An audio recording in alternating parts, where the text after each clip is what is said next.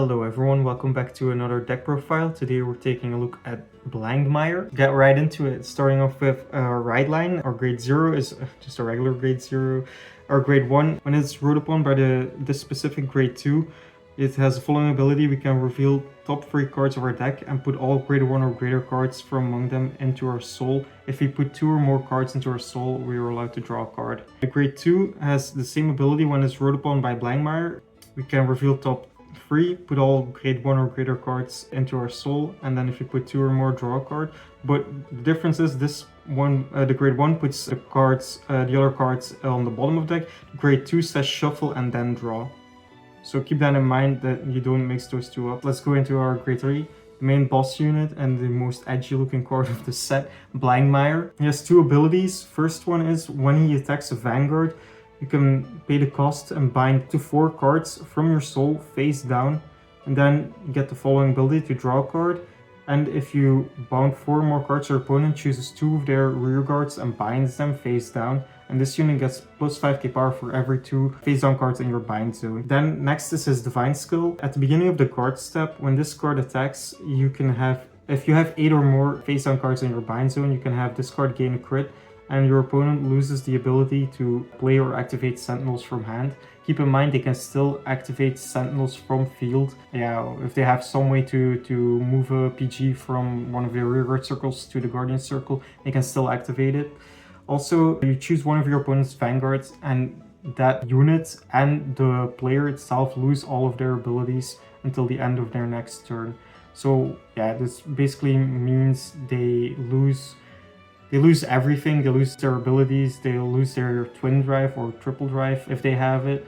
So you basically just turn them into a pretty vanilla card. It's kind of like delete, but different. It's pretty hard to explain. Keep in mind though, Persona Ride still works. If they just ride into grade 3 or Persona Ride, it will still activate. So yeah, keep that in mind. If they just ride any other card, they will gain their abilities back. Things like Unison Dress and Final Rush are floating conditions. Those things still work, so keep that in mind. On our copies of Blangdmire so we can Persona Ride. As for my Regalis piece, I also play the Cup, Gracias Gradale, to have access to another Persona Ride, because I think hitting those Persona Ride numbers in this deck is pretty important. You have pretty decent crit pressure already, but you need to hit those numbers to really make them crits matter. Next up, we have 4 copies of Single Strike Shatter Colossus. 2 abilities. When this unit attacks a vanguard, if your bind zone has 4 or more face down cards, you can have this unit get plus 10k. And at the end of that battle he attacked, you can put this card into the soul. And you're probably wondering, okay, but why would I want to put this card into his soul? It's for his second ability. When this card is put into the soul by a card of any ability, if you soul charge it with anything else, if you check top X amount of cards and reveal it and put it in the soul, this will all activate this ability. So when this is put into the soul by a card's ability, if you have a grade 3 or greater vanguard with Blangdmire in its card name, you can put this card from your soul and face down into bind zone and draw a card. Keep in mind though, you need to be on Blangdmire to activate this ability. Don't make the mistake of doing it early. If you find this card from your right line, it will not activate. You will not be able to bind it face down and draw a card, but it is useful to have it in souls. But this is pretty nice. There's a lot of cards in this deck that allow you to quote-unquote selectively soul charge cards or find cards from top of a deck and put them into soul. So it's pretty easy to find this card, bind it, accelerate that bind zone count for your power for your Blangdmire, and you get a lot of draws from this card, so he's really good. Next, I play 3 copies of the Disorder card, Cage of Furious Star. This is a pretty simple card, but it's pretty good in this deck. It lets you soul charge 1 and choose a grade 3 or less unit card from your soul and call it to rearguard circle and gets plus 5k. Now, yeah, it's pretty simple. The reason we run this is because this deck, like I said, it has the ability to soul charge a lot and soul charge kind of selectively. So there's a lot of units we want in our soul and we can get them out with this card. So when the opportunity arises that we need them, we can get those cards out and call them to rearguard circle. I'll talk about those cards later, the ones we want to call out. But yeah, this just allows you to kind of be a toolbox deck where you just soul charge a lot and have access to your pieces in your soul and then call them out whenever you want with this card. Next, we're running 3 copies of the Energy Cycler card. Yes, this card is pretty good in this deck because we want to draw a lot, and this deck already draws a lot of drawing, so we'll have a massive hand with this card. There's the argument to running this card or the old Cycler, the Soul Blast one. You can freely choose between which one you want. I personally prefer this one, but there's no wrong choice in my opinion. I played against someone who was using the other one. I'm like afraid that for some reason like you might not end up having enough soul if you run the Soul Blast one Cycler, but yeah, if you use it sparingly, you probably will be fine. It also has the ability to do on Persona Ride Card plus 1 and call something from Soul, which is also good if you're not running the order we talked about previously. So yeah, if you want to run that card, you can run this card, but I prefer the Energy Cycler because it feels more free in my opinion. You don't need to worry about as much about your counterblast. Next, we're running 4 copies of Servant Valkratia. This card is usually run in Jeweled, but this card is actually really nice in this deck, mainly for its first ability. When this card attacks a grade 3 or a greater unit, you can choose up to 1 card from your drop and put it into Soul, and this card will gain power equal to the grade of that unit you put into your Soul. So this card is really useful in this deck for filling up your soul, because after you've used your Vanguard ability once or twice, you usually don't have enough soul to use it the 3rd time. So this card really helps with the long game of having enough soul to keep activating that Vanguard ability, to keep gaining that power, keep getting those draws, because that's really important in this deck. Yeah, the second ability we can't use unfortunately because it requires you to be on grade 4, but it's fine, we don't really care about that. We draw enough already, so it's fine. Mainly just want this for because it's a pretty good attacker, it can hit really good numbers, and yeah, for the ability to refill our soul. Next, 4 copies of Steam Raider Zamuug. This is probably one of the best cards in the deck, and I'll explain to you why in a second. He has 2 abilities. First, when he's placed on Rearguard Circle, if you have a grade 3 or greater Vanguard with Blangdmire in its card name, you can Counterblast 1, reveal top 3 cards, and put any number of cards from among them into Soul. So this is one of those cards, like I said, that allows you to selectively Soul Charge cards. So let's say you reveal top 3, it's 2 triggers and 1 normal unit. You can just choose to put that 1 normal unit into Soul and put the other ones back into the deck. Then you shuffle, and if you put at least 1 card into Soul, you can draw a card. So this is really nice for filling up your Soul and for drawing cards and for filtering your deck so you can see more triggers, you know. Second skill, when this unit attacks, if you have a grade 3 or greater Vanguard with Blangdmire in its card name, and this card's crit is 1 or less, you can Energy Blast free and have this unit get plus 5k and a crit until the end of that battle.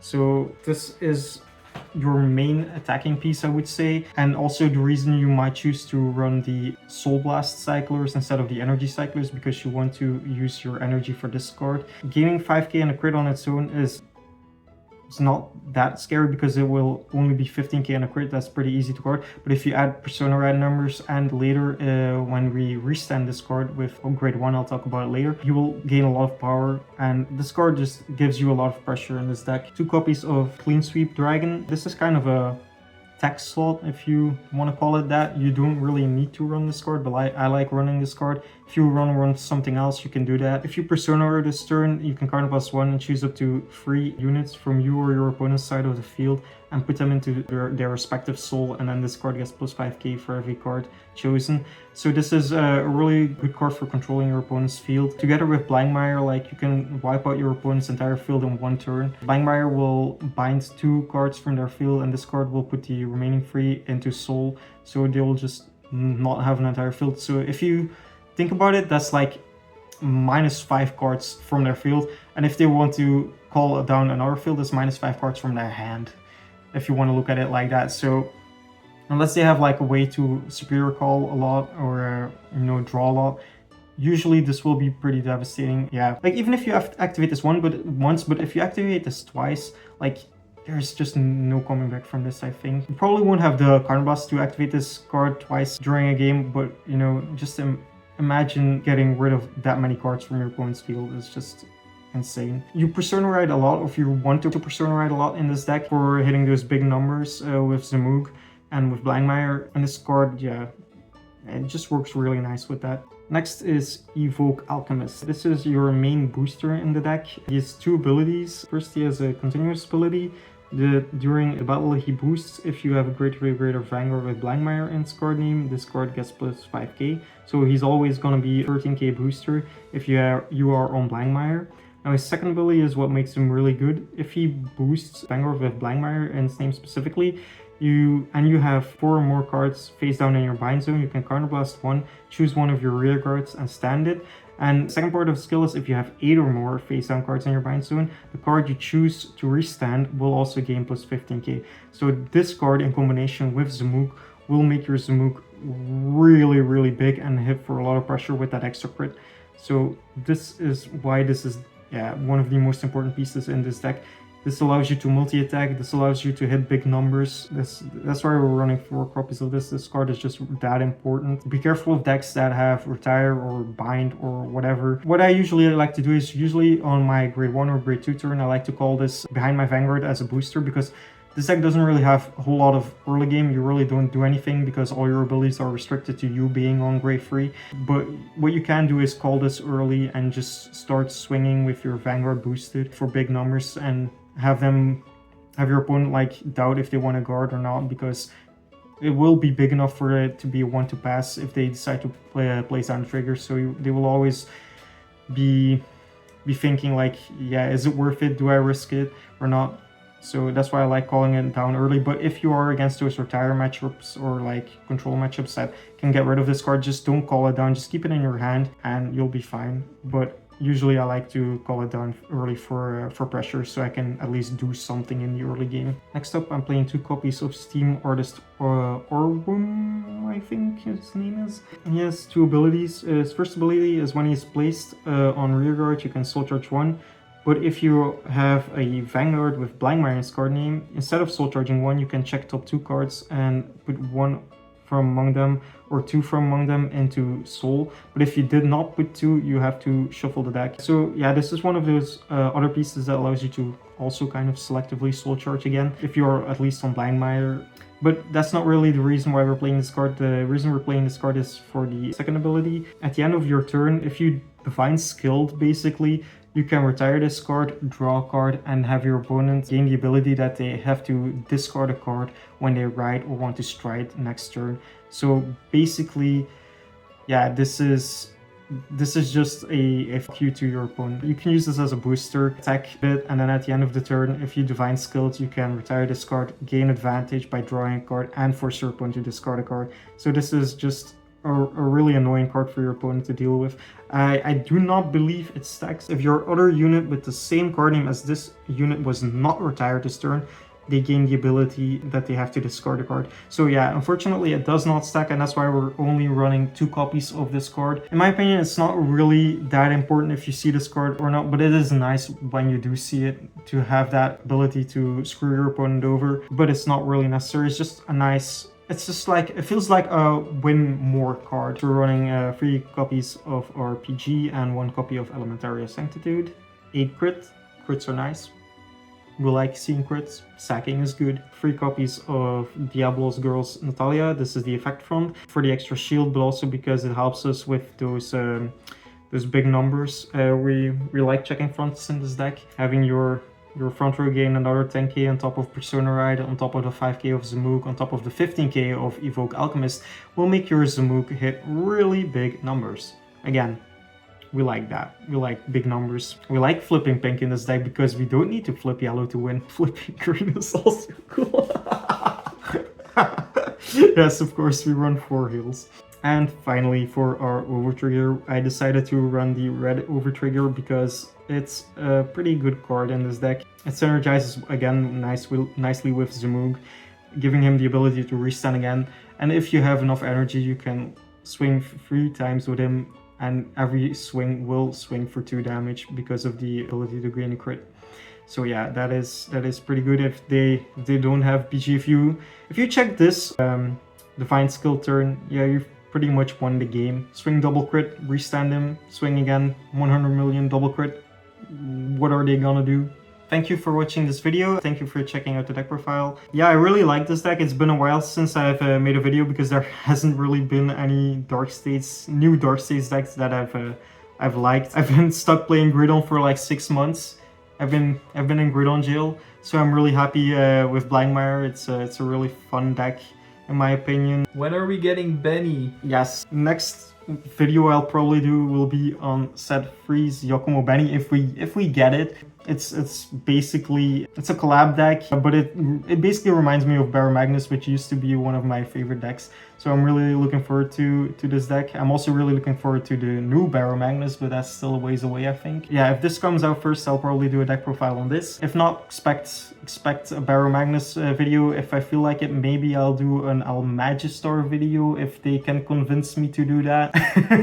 I don't know yet. Leave a comment down below what kind of deck profiles you want to see next for Dark States, and I'll see if I can do something for you guys. Thank you for watching. Until next time.